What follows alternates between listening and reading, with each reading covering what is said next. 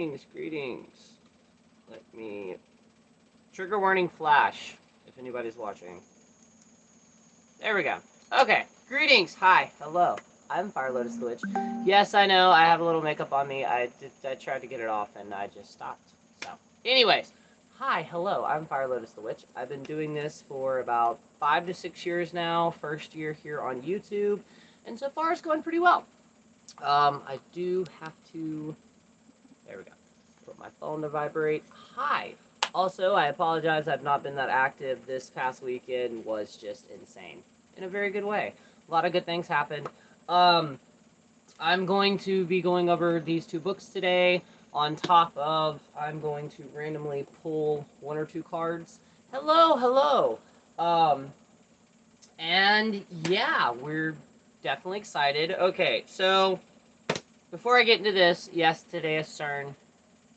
The day that CERN is turning on their particle collider. Either or. I'm also trying to think of like a lot of other things that I wanted to talk about as well. I do plan on going on TikTok live, but before that, let's talk.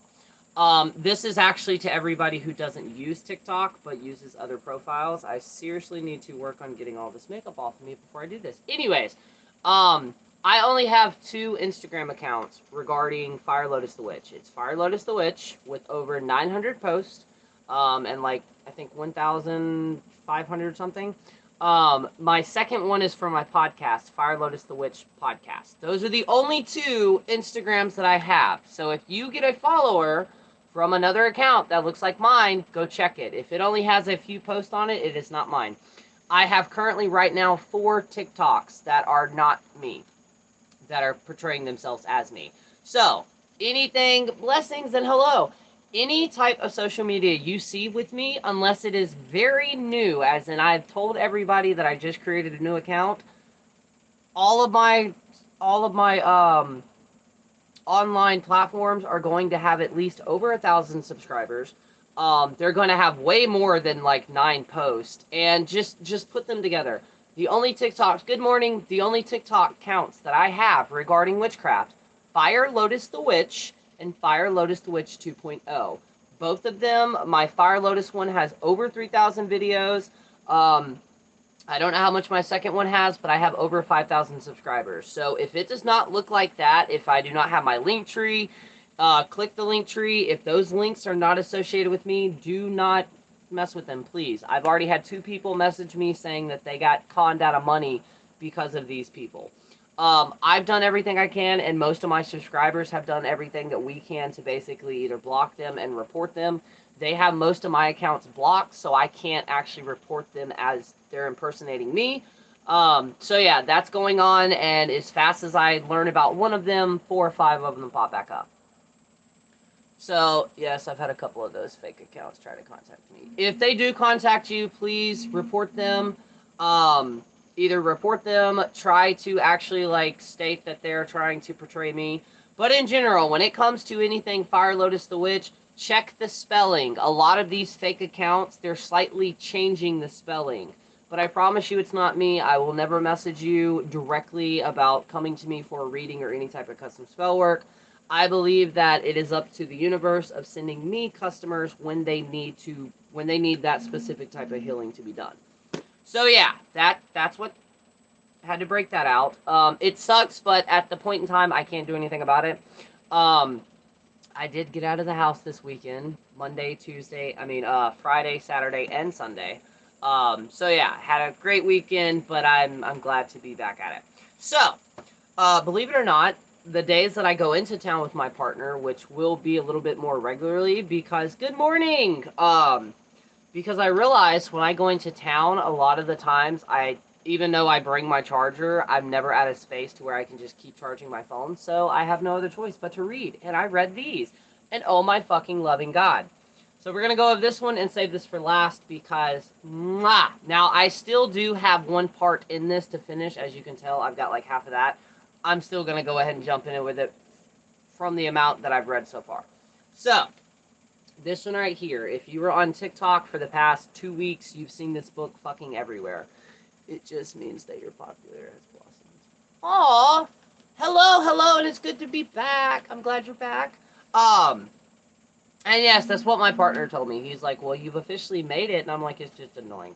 But wild witchcraft, folk herbalism, garden magic, and foraging for spells, rituals, and remedies by Rebecca Byers. She also does have social media, aka TikTok, so go follow them. I'm going to read the back of it, read the contents of it, and then tell you what I think of it. Wild crafting is wild at heart, calling upon the relationship of the untamed world around us. You're going to hear the term bioregalism as well, but in a different perspective, which I love.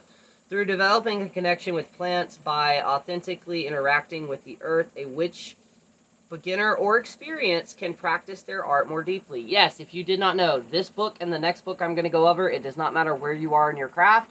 If you just started or if you've been doing it for 30 years, you're still going to love this book. Um, Bridge the gap between modern practitioners and the hedge witches of old. Wild witchcraft will empower you to work directly with the wild varieties of plants and trees safely and sustainably. What it goes over is the history of witchcraft and West herbalism, how to create and maintain your own herbal garden, recipes for tincture, tea, slabs, and other potions to use in rites and rituals, remedies for self-healing, uh, foraging basics, rituals to celebrate the turning of the seasons, and much more. And they really do mean much more.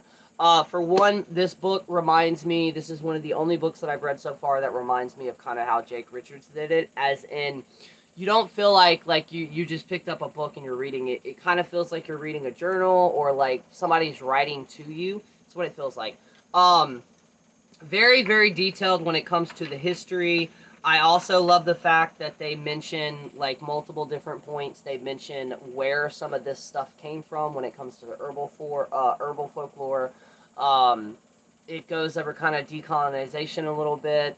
Um, it's a really good book, and like I said, it goes over the history of witchcraft. It goes over herbalism. I learned a shit ton.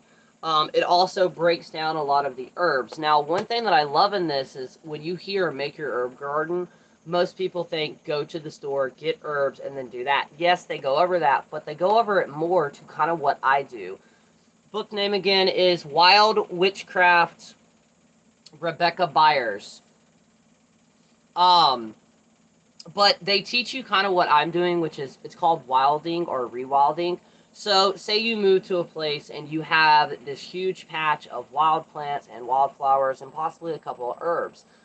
They teach you in this book of how to actually start researching the herbs that are in your yard and actually start taking care of them. They also go over the importance. They kind of touch on white sage just a little bit, but primarily using an example of like, growing certain things. They did not say grow white sage.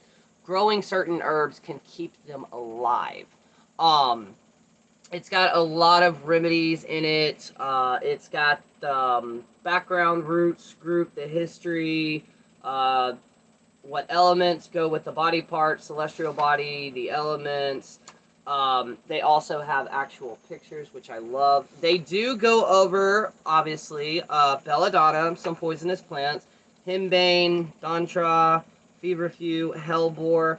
I learned a lot about hellebore that people online did not read properly. But anyways, it's a great book in general. Like I said, it goes over the basics of how to start a compost, how to actually start speaking and working with your land, and the benefits of that as well. Not to mention, there are so many fucking resources in this book where they got all their information from, and it reads very, very easy. Um, Now, so I would rate this book a 7 out of 10. No, 8 out of 10. 8 out of 10. Now, the next book is The Poison Path Herbal, Baneful Herbs, Medical Nightshade, and Ritual Ethics by Kobe Michael. It is The Poisonous Path. Um, let's see, part of the grimoire and part herbal formula. The Guide to the Poison Path of Occult Herbalism shares history, lore, and information regarding the use of poison, consciously altering and magical parts. Author Kobe Michael explains how despite the poisons, natural baneful herbs can become more powerful allies in offering potent medicine and magical wisdom and access to the spirit realm. Now, the reason I like this book, both books do have a warning in it when it comes to the poisonous herbs. Now, a question I got about this book, can it help with what is currently going on with women's rights? No. It specifically only goes over a couple of baneful herbs. But the reason this book fucked me up mentally is because it has way more than herbs in it. Um, Specifically, it goes over, and as you can tell, I'm one of those people that like to highlight stuff, so that there are notes all in here. But it goes over Venus, Mercury, and I want to say Venus, Mercury, and Saturn. It goes over each of these planets in a way that I've never read before. It breaks them down. It breaks the baneful plants that go with it, but it goes into actual deities that are associated with this. This also touches a little bit on folk magic, or not folk magic, traditional witchcraft. There are elements in this book that I never learned before. But the reason it's really cool is because they teach you, when it comes to working with like baneful medicine, a lot of people think tinctures, teas, stuff like that. For one, in both books, specifically in this one and this one, in this one, when you go to the poison herbs, it actually lists all the chemicals in that plant that are actually the psychoactives and what it does. Love the history of all of this. And same, and the reason I'm comparing these is because I read them back to back and they go over most of the herbs. We have mandrake. It also, in both books, but specifically this one, it also kind of elaborates on where we got some of these correspondences to some of these herbs. At one point in time in history, mandrake root was supposed to be like the cure-all. It was the master root until Christianity started to kind of basically take over multiple places worldwide. And that's when you start to see more of the demonic or evil ties to some of these poisonous herbs. Hold that thought. Stop. You have water and you have food on your plate. So don't go doing the stupid thing with your plate. Sorry, Bubber's is right here and he started knocking his plate up and down. But there's a lot in both of these books. There's shit that I did not know, but it also kind of shows you about the conversation that's been going on a lot with the witchy community about correspondences and how they get them. It makes you question a lot and how to look at things. Now, with this specifically, I love because they teach you how to work with the spirit of the plant without necessarily having to consume it. Yes, there are recipes in here of flying ointments, not using poisonous plants. They go over the safeties. Now, I will state the first two chapters are kind of like, it's like you're reading a textbook. But after that, and before you know it, as you're reading, you completely shifts. I learned things about the magic that Freya practices that is very, very similar to natural things that I do. I learned about Lilith. I learned about the Morgan, and a lot of these, there are a lot of similarities in all three of their histories. But I also learned that there's a part of the moon phase that's known as the Dark Moon of Lilith. Never heard that before. It goes over the story of Lilith.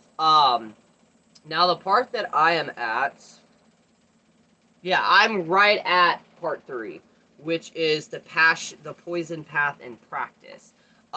So currently, right now, they have the book of, it goes over the book of Saturn, the book of Venus, and the book of Mercury. And when they go over this, it breaks them down of what all the planets mean, how the herbs are associated with them, but also how to start tapping and using these three specific planets, because in traditional witchcraft, they use it in here as well. It does go over a lot of the poisonous aspects. I love the way that, now, when I tell you, it's very well broke down on the measurements, the dosage, and everything like that. Before I state this, do not consume anything in this book unless you are an expert, no matter if it's small or low. But the way that I learned things about, in both books, like I never thought about burning feathers of a bird, using the ashes in my practice to also be able to add in the element of, say, transformation. Um, all these small little things that either A, I've just kind of forgotten over the years, or B, it never really like stuck to me when I read these. Um, but hands down, they're both worth definitely checking out, whether it's a physical copy, a digital copy, or an audiobook. Um, Now, I did hear a lot of questionable things that were kind of into this book. Every author is going to almost every author you read, there's going to be something in some way, shape, or form that somebody sees as problematic. Take the knowledge from it and go without, and go from there. But both of them also, like I said, it is the number one thing you need to see in a book, which is basically the all the people and all the other information that they basically talked about in this book, the references and everything like that. If you pick up a book and it doesn't have references in like there, I would kind of question where it's come from. But specifically, I like both of these books because it breaks out of the Llewellyn's collection of books that's been going on. It's the same knowledge, just kind of repeated over and over again. Now, they do go over the folk aspect. There's a little bit of Appalachia. There's a little bit of Ozark. Um, it's definitely a really, really good book. There's even a couple of recipes in here. Um, it necessarily, I mean, if you're obsessed with herbs, or if you're looking into getting more into herbs and wild plants around you, hands down, definitely this book. If you're looking for something a little bit more advanced, but to add a little bit of spice, now when I mean spice, I don't necessarily mean baneful magic, but a little bit of spice, hands down, this one right here. They also do go over a lot of baneful things in here. Now, I am going to be sharing some of this into the Discord because there are a couple of plants. There's one particular plant nobody online that I'm aware of has talked about it.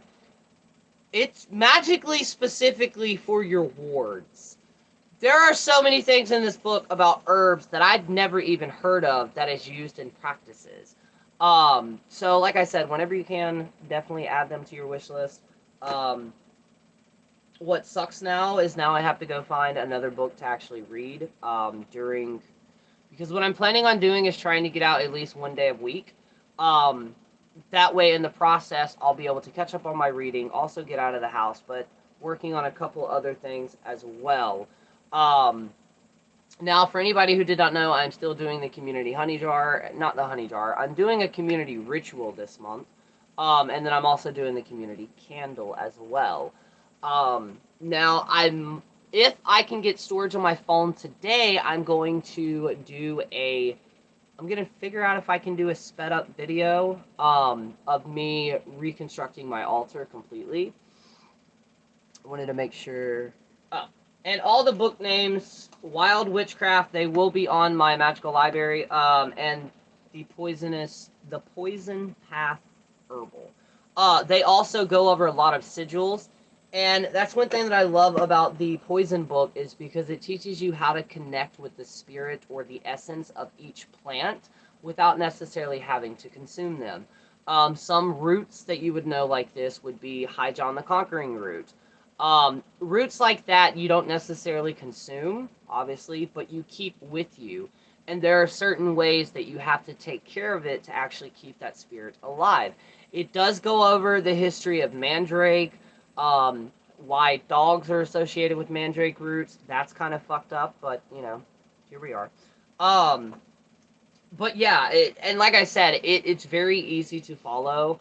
And in general, they're both really written well. And hopefully there's going to be a couple of more books from them. Now, speaking of the herbal aspect of it, and connecting with the essences, the author of the Crystal Basics, 103 Crystals, Nicholas is his name. He is coming out with a book later on this year that is going to be a book about alchemy, but with plants. And it's basically using the essence of the plants. So that's not like using the oil, but more along the lines of collecting rose oil or mist, or dew, not mist, dew.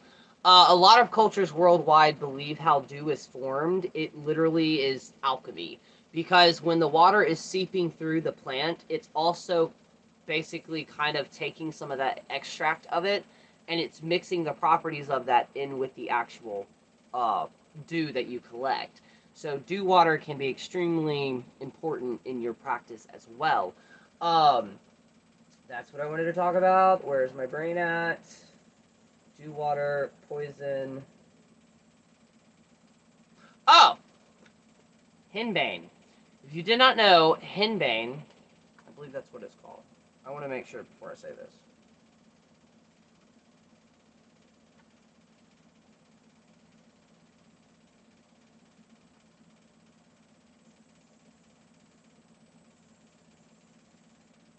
Come on.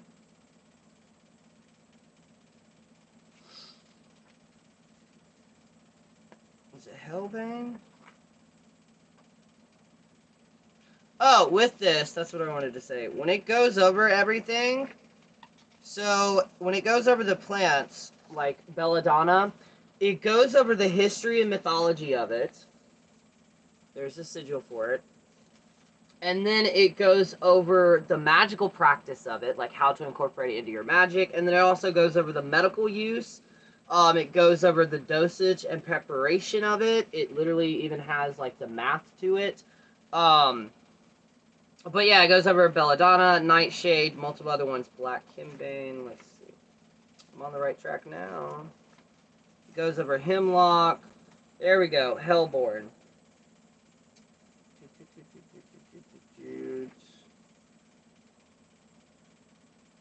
Okay, here we go. One of the most interesting, powered by hellborn plant. Okay, so a lot of people online believe that if you plant hellborn in your garden, any other plant that you grow near it transmutes it, so all the positive correspondences it has, it flips that and basically brings out the negative aspect. But they're technically wrong. Historically, what you were supposed to do was to dry it out and then sprinkle it on there, and it basically slightly manipulates the correspondence of it. It is definitely something that I will be bringing into my practice very, very soon. Um, also, concerns a sorcerer who used powers of invisibility to move about unseen through the enemy lines by throwing the powdered plant in the air about himself. The plant has also been used in rites of exorcism, banishment, and protections. It can be applied to curse work and spells of revenge. In addition to its power of altering the perception, it is connected to rebirth and gaining intelligence through the spiritual means. So a lot of people, when they hear all these baneful herbs, they automatically think baneful, baneful, baneful. But this book teaches you how to incorporate these herbs without even physically having the herb. You can still connect with the spirit of the herb, and it can teach you a lot of different things. Now, the only sigils that I've used out of here are just the planetary symbols of Venus, Saturn, and Mercury. I've been tapping into them more. It also explains some of the symbols when it comes to Saturn, when it comes to Mercury, that you'll see other practitioners use. It explains it in a way that it's never been explained to me. So I'm also going to be incorporating those into my practice as well, because, you know, my practice is just a mishmash of things. But in general, I fucking love them. They're really, really great books, and we need a little bit more of them. Now, what's really funny is both of these authors, these were written at completely different points. As in, this was copyrighted in 2002. I'm pretty sure it was written before that. This was... even say? This is copyrighted in 2001, right? When it goes to Belladonna, Belladonna and Nightshade and like some of the more baneful workers, some of the information is copied almost word for word. So obviously they got it from the same resource, which I also kind of like. But if you get them both and you read them at the same time, you will learn about all 3 or 4 different herbs in different ways. It's very good. I was shocked. It also kind of re-sparked my original interest in getting into magic and herbalism and all of that. 2 completely different spectrum books, but they're really, really great to have in your practice. He also runs a Patreon blog, and I don't know, besides having the social media, if... Yeah, no, okay, no. She is the woman behind Spice Bush School of Old Craft. She is. Um, so yeah, that's going to be interesting. Also, I talked about it on TikTok. Today, if you have it in you, do a couple of magical experiments. Due to the fact that the particles and all the other shit, the energy is going to be intense today. So try to see if it will actually affect your magic in a positive or negative route. Um, oh, I just saw that. I'm glad you do not have a headache. But, yeah. The energy is going to be weird, I'm predicting, until, thanks to, I think it's Pluto or Neptune. It's going to be weird until, depending on who you ask, until about September. September or October is when it should kind of smooth out a little bit. But I think that's going to be it for today. I know this is really, really short. I don't know why. My brain is just not working properly. But yeah, I am going to be sharing, and I know I'm still reading from this. I'm going to be sharing a couple of pages in the Discord on that. You can find the Discord in the link tree that is posted with this video. I'm also hopefully going to be messaging people to get my podcast up and going again. A lot of shit has just happened where, like, bleh.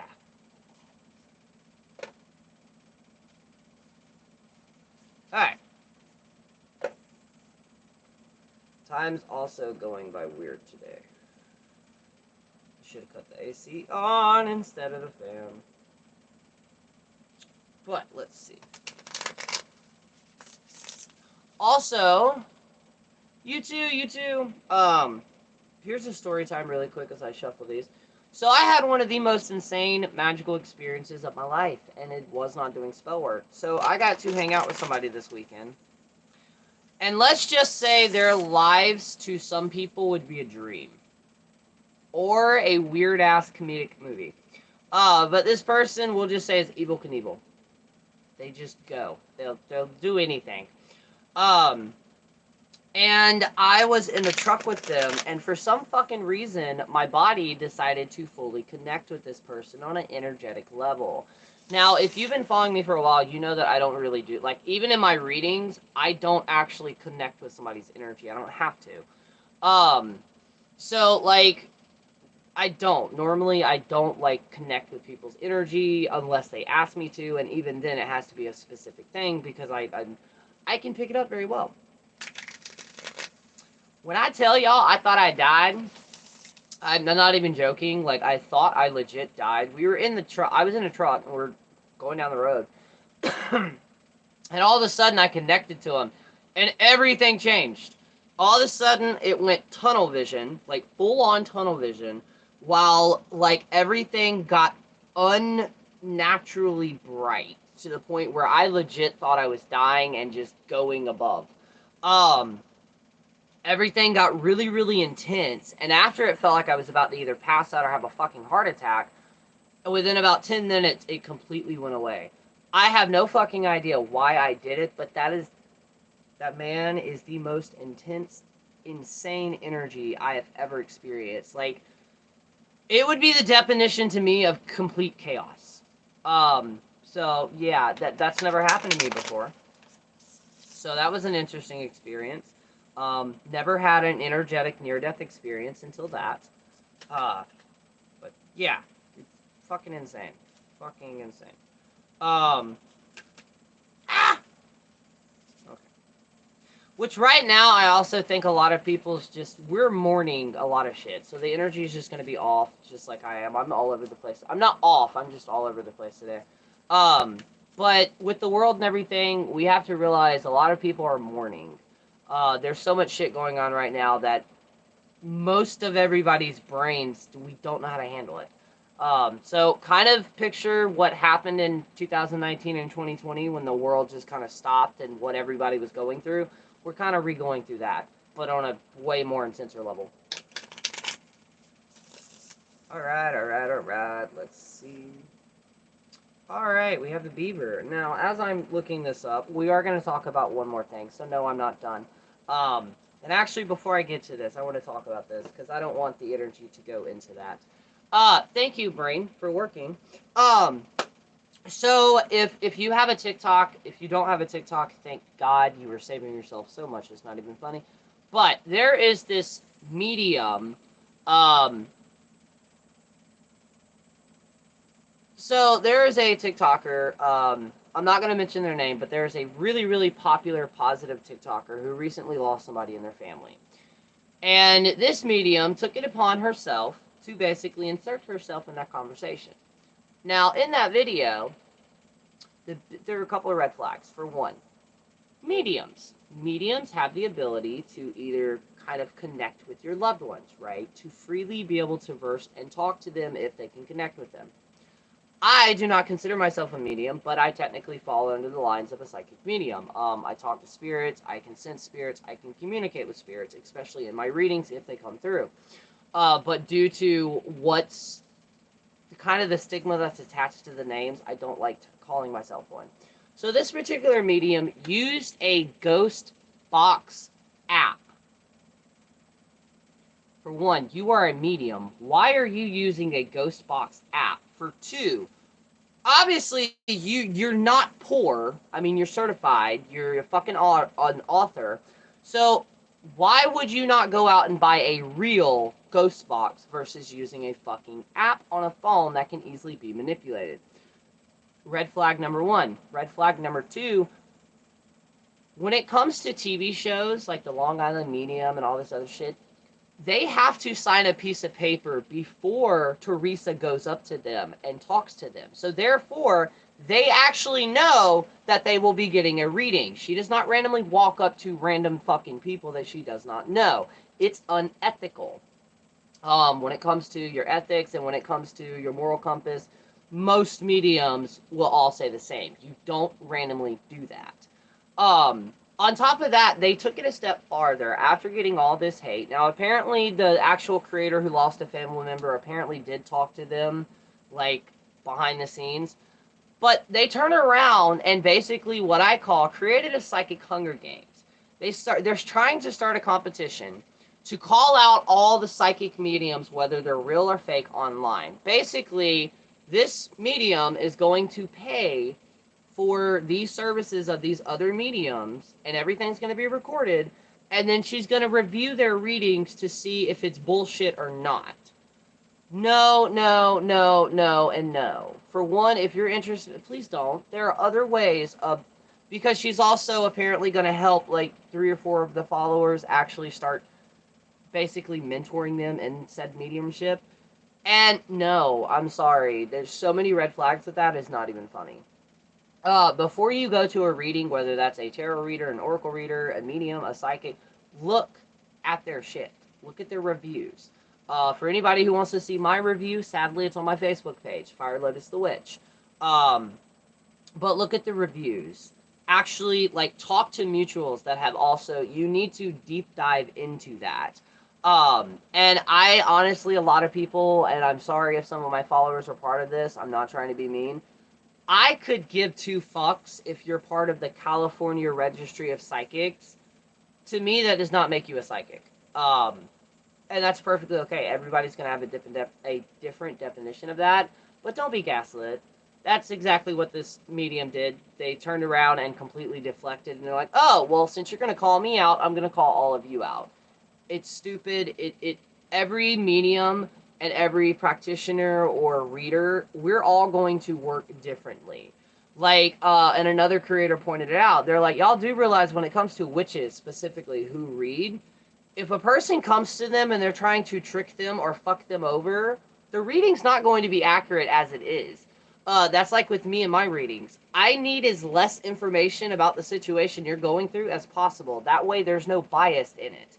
And knock on wood, luckily I've never had that problem whatsoever. Like, I've done readings and then they sent me like what that reading was about, and my reading verified that. And normally my readings, I'm not going to say they're all accurate, because Tarot in general, or predicting the future, which I don't see tarot or oracle doing that. With me, I'm not going to tell you, yeah, stay with that person. No, leave that person. I'm not going to tell you that. That's not my job. What my job is, though, is to give you insight. But people need to realize by getting these small little clips of insight, it can also change the outcome of it because now you know what to look out for. It's just like Astro Matrix. I've been using that app now for I think 4 or 5 years, and that's what it basically does. When you read your birth chart, your astrology broken down, it's not telling you this is going to happen. It's telling you, hey, during these 2 weeks, these are the things you need to look out for, depending on what's going on in your chart. You know, make sure communication is key. What does that mean? Make sure when you talk to people, make sure what you're trying to say is fully coming across. Um, and then when it comes to predicting the future and everything that goes into, well, do you believe in fate? Do you believe everything is pre-written? Do you believe everything is going to happen already before it happens? It's more complex than that. Um, and with witches and readers, we're all going to be different, but there are still red flags you can look out for. If someone's doing a pendulum reading and they're just free holding it in their hand like this, that's a red flag. It needs to be flat on something and or in a jar. If you're seeing their hand go like this, that's a red flag. If they're shuffling like this and cards are just coming out, that could be a red flag. For some reason on TikTok, that got really fucking popular, and I don't know why. Um, Listen to your gut instincts. Listen to your guides. On top of that, you do not need another person, no matter how spiritual or magic they are, to interpret messages sent to you from a divine force and or your guides, or even your ancestors. They will find you. They will be able to relay that message to where your brain will eventually be able to put the pieces together. Um, I'm so sick of people saying, no, well, you can't do this. Astral projection, it is a practice. Drinking a cup of tea is not going to help you astral project constantly. It may assist you, but you're going to have to work on it. Second sight, same thing. Psychic ability, same thing. You need to build your confidence, and you need to use them and practice them as much as possible. Now, I have a class on energetic work. Hopefully part 2 of that, or the next class will be coming up very soon. This month I'm going to focus on podcast, because last month I dropped the ball on that one.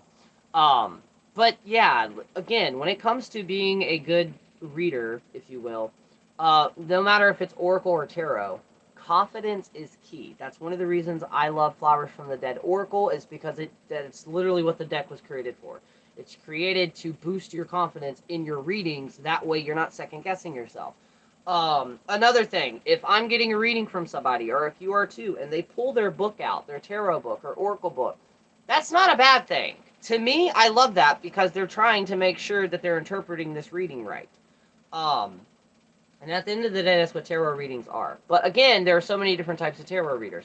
There are people who intuitively read the cards. There are people who objectively, as in the objects, shapes, and colors, read the cards. There are some people who would just memorize the cards and then teach themselves how to take each direct memory or each direct meaning of said card and basically figure out how to put that towards your situation.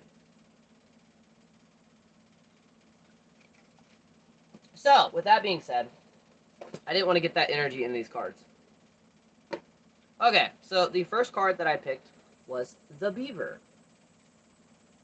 Now, it's interesting because in my deck, when I get the Beaver, I like to tell people that the Beaver builds its home where it is. Okay. Hard worker, loyal, tiredness, family first. The Beaver's personality is a welcome sight. They are good-natured and dependable creatures and have infinite love and enthusiasm for family and express it by the way of the earth element, providing a home financial stability. Although a beaver doesn't usually implement a project, once started, they'll work steadily for weeks, months, or years to see it through. The beaver card appears when the task at hand regards your long-term steady effect. It can also indicate that it is time for some selfless services. In other words, some like self-love. They use words in here like karma and all that other shit, and I don't use that. I don't describe to that. Alright, let's see what the second card is. The Nightingale. Some of you are not tapping into your full potentials. Nightingale. Alright, what element are you? Air.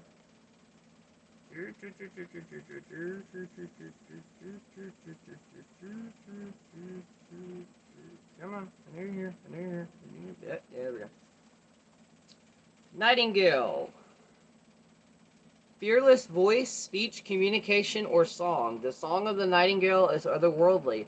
This simple brown bird, almost unnoticeable amongst the flashy pomps of other birds, transports its listener to the realm of poetry. Nightingale energy is with us when we write, compose, and especially when we sing. It reminds us that music heals the deepest wounds. This card indicates a need to open the bridge between the heart and the voice. Is there something you need to say? How long has it been since you sang? Turn it up, write it down, and let it out. So, any information, any thoughts, any poems, any spells, anything like that, any mantras, write it down today. Play your favorite fucking playlist. Connect, work on your throat center point and your heart center point, making sure that they are aligned. And the last card will be, the Well. I don't think I've actually ever pulled this yet. So obviously we're going to water. We haven't got a spirit one either, which is interesting. The Otter, the Shark, the Swan, the Well. Desire to delve deeper. The Well represents profound emotional health and stability. Well personalities are not afraid of emotional expression or traveling different terrains. As they overcome many challenges in their lives, their expressions have enriched them, give them stability, strength, and a depth that is rare. Well energy is usually linked to the feminine force of compassion and communication. We can deepen a Well's personality when all else seems lost and trust them to be a beacon in our darkest hour. So speak up. Obviously, this is centering around vocals. Are you speaking your true voice? Are you being heard? Do you need stability in your life? All good things, especially when you're building something. The foundation is key. If you're not on good foundation, well, whatever you build's eventually going to crumble around you. Me, I've been tapping in. But yeah, like, I think that's gonna be the video today. As always, if you want a reading, if you'd like to book a reading with me or any type of custom spell work, you can, almost said direct message me. Shoot me an email at firelotusthewitch@gmail.com, labeled magical consultation, reading, spell work. If you would like to be interviewed on my podcast, or if you're interested in that, same, just put podcast. Seems like those last two make sense on what's going on. Well, it really does too. Like, we're in a very, very weird moment in history. And in a lot of ways, a lot of people feel helpless. I mean, yeah, we're witches, but our magic only goes to a certain extent. With that, though, and one of those cards also reminds me of magic. Nowadays, a lot of people believe that just lighting a simple candle, throwing some herbs, setting your intention, lighting it, burning it, and boom, that's it. No, you need to do footwork. Depending on the spell, you need to constantly be doing footwork, constantly advertise, constantly put that out there. Also, when you're doing this, when you're writing a petition, when you're writing a spell work, when you're trying to summon something, when you're trying to manifest something, word it as in it is already yours. If it has to do with finances, do not go too high, do not go too low. Say you need $70, you're going to ask for $65 or $69. Ask for a little bit more or a little bit less.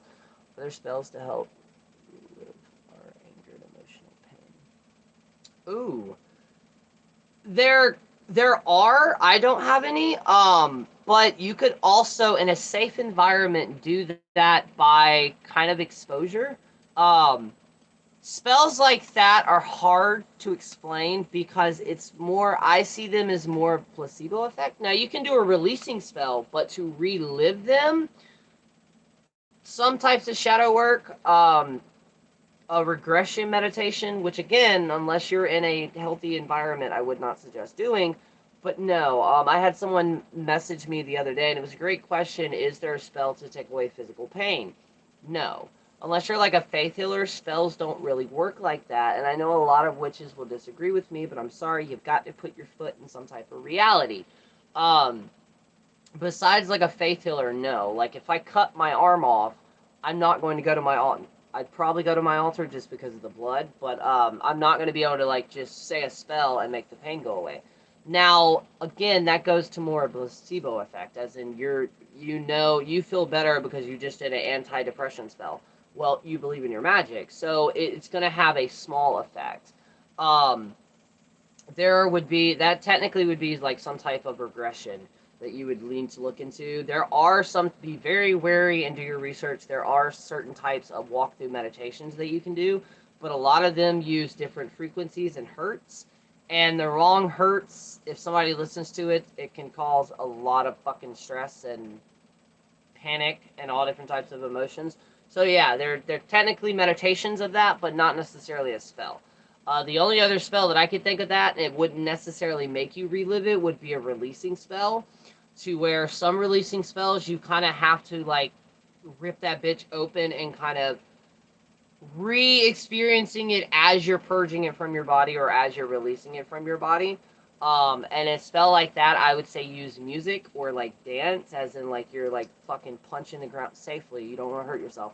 But, like, hitting the ground, like, actually physically doing a movement that physically exerts that.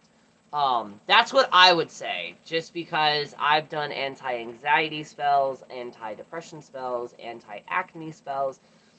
The acne spells worked, but only if I added an herbal course or an actual herb to it. Um, like what I call the magic piss. It basically will clear up any acne on your face, because all it is just herbs boiled and soaked for a while.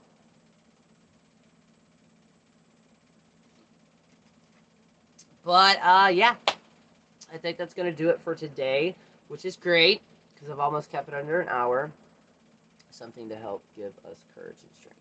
So, strength and courage, yes, there are runes and sigils. I will check my spell a day almanac. I believe there is a spell that I did involving a stick and some roots. I mean, some. Oh my God, brain, not Spanish moss. Ivy. It involves ivy. But if you do want strength and courage, if you work with the deity, obviously ask them, look up some sigils and runes, and if you can't find any, make some. Also, trees. Tap into trees for strength, because what are they? Some trees have been around for hundreds of years. They're very stable, and depending on the tree, it can also help with courage. Also, animals, as in using bones as a necklace, not like reading them. But tapping into some animal energy can also help with courage, like courage of a lion.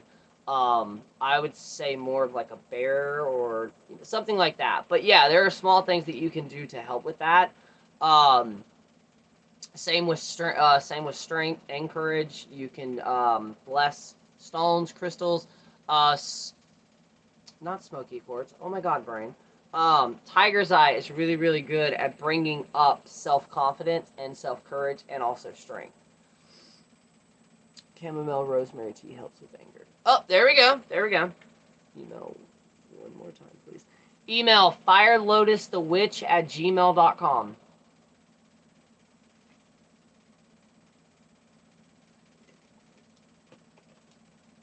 And also, always remember, whether you work with them or not, of course, your ancestors are with you. Now, when I mean they're with you, not always constantly, but say in spirit, if you will, they're in front of you, and this is one thing that I always say that kind of empowers me. They're in front of you, they're behind you, and they're on both sides of you. So, in a way, imagine if you could summon every single ancestor you ever have. You would literally have a giant army behind you.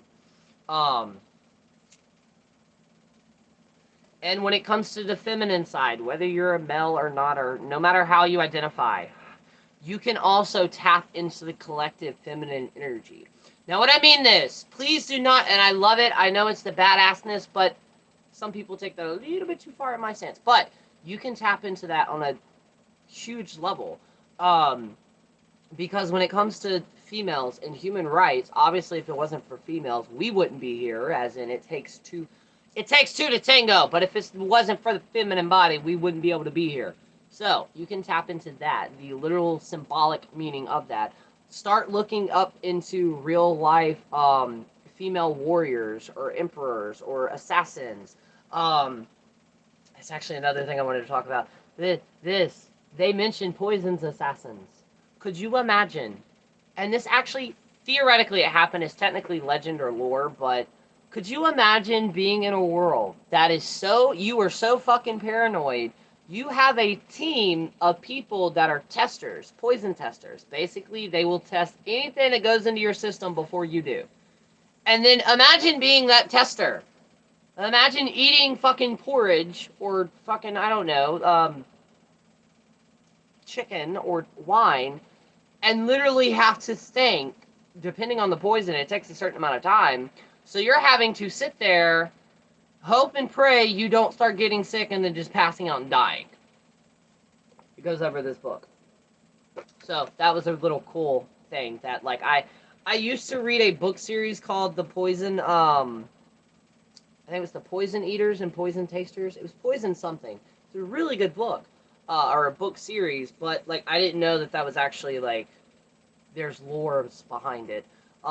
In both books, also, it goes over a lot of herbalists, people that I've never heard of before that I should have known. So great books. Um, but yeah, tap into and Lilith. I know a lot of people online like make Lilith like same with Morgan or the Morgana, however you pronounce it, and same with Hecate. They make it to where like I was told that I would never be able to work with Hecate because I am male. Or by birth I am male. And it's complete crock of shit. If a deity wants to work with you, they will work with you. But you can tap into that energy of it to bring you strength. Um, and normally when I do like that, you know how we have that saying some Christians do, like, God give me strength? I wind up saying, also Medusa. Medusa is one of them as well. Those are the archetypes that you should be tapping into right now due to the fact of how their lore is. I've never actually worked with Madonna. Wow, Medusa. I've never worked with Medusa. I've worked with the Morgan. I've worked with Hecate, and slowly building a relationship with Hecate. Lilith. But Freya, and what I learned about Freya blew my fucking mind, because how the magic that she does, it's like weaving. It's literally manipulating the world around you to get a desire. It's literally my definition of magic, and I never knew that. So my relationship with Freya just got 10 times stronger.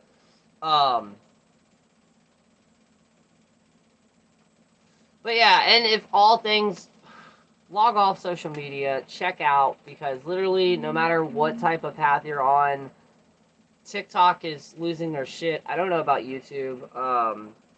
Facebook, depending on how your Facebook is also losing your shit. So take a break. Listen to a podcast. Listen to a song. Listen to a playlist. Watch an old movie. And yeah, hope and pray we'll still be here and or in a better timeline tomorrow.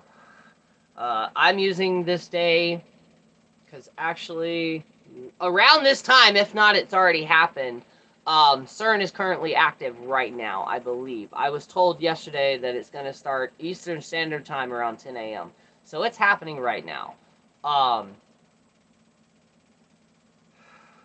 But yeah, until then, I think that's going to be it. Like I said, I am going to go live on my TikTok page as well. Fire Lotus the Witch.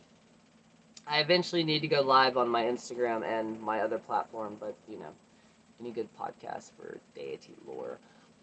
Yes, actually, I think it's called lore. It's not necessarily a magical aspect, but it breaks down the actual lores of all these different types of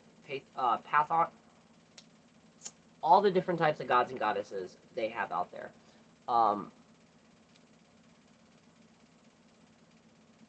See, I didn't know they were going to do that. I know that this is the third time that CERN for the particle collider has been active, and this time they're going to add 3 times more power behind it than before. And I will state, the first 2 times it was cut on, a lot of weird shit has happened. And I'm not fear mongering, but the one thing that I am so tired of hearing are all these experts and scientists saying, well, we've been doing this, we know. You don't, though, because you're theoretically working with a hypothesis. You were trying to use the particle collider to prove your hypothesis is real. So technically, everything you're doing right now is, you don't know what's going to happen. Do I believe a black hole is going to open? No. No, I do not. For the people that believe in fate, to the people that believe that this is, that everything will ever happen, is happening, can happen, is already written down, then this was already going to happen to begin with. So if it does split our universe or some weird other shit, obviously it was meant to happen to begin with. I think I made a video on it, but it wasn't fear mongering. We live in a weird world right now, and it doesn't help that we live in a world where the more outrageous your content is, the more views you're going to get. And I'm just over that. Like, I've had 4 people message me on TikTok. They're leaving the app. With that being said, TikTok is weird. The U.S. is questioning it. So if you're a follower of mine from TikTok, make sure you're subscribed here. You can find me on any other platform. Fire Lotus the Witch. I'm on Twitter, TikTok, Instagram, YouTube, Facebook, Discord, and podcast. So I'm on every platform except for Twitch. That will change this year. But until then, yeah. And no, I do not have a Patreon. I've been hoping for a world more suitable for life. You and me both on that one, but I don't know. We're here. I'm going to make the best of it as I can. But yeah, I'm gonna go eat me some lunch, and then I'm hopefully gonna try to either download something or figure out how I can make a sped up version, so I can do a time lapse of me like redoing my altar completely.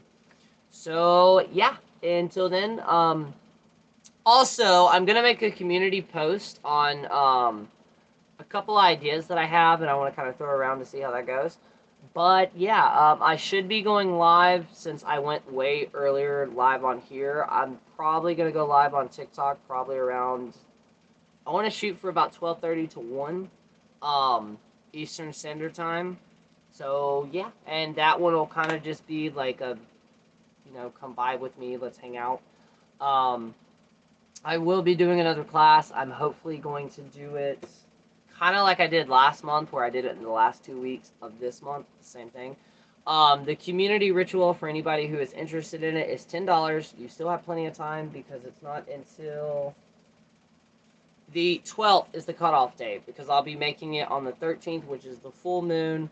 And the community ritual is going to be 3 different spells that I'm going to all be doing at once. And the last spell is going to be a financial boost, like a financial blessing. Not necessarily, the way that I'm going to work that is not like you're randomly just going to get a stimulus check.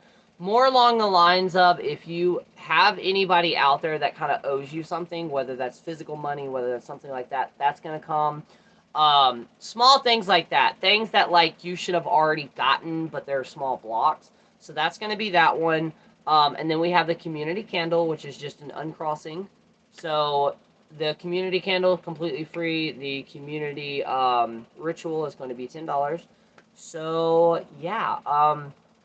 I'm also going to be working on a new spell this month, or this week, thanks to one of my friends who's kind of going to let me experiment. So depending on how that goes, I may be adding a new service. And for the people that did not know, if you see a spell or some type of magic that's not listed, email me, firelotusthewitch@gmail.com, and type in magical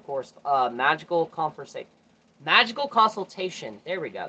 Basically, what that is we will have a conversation about what your end goal is. That way I can customly make a spell for you.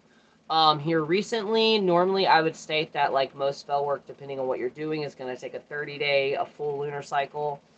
It's 2.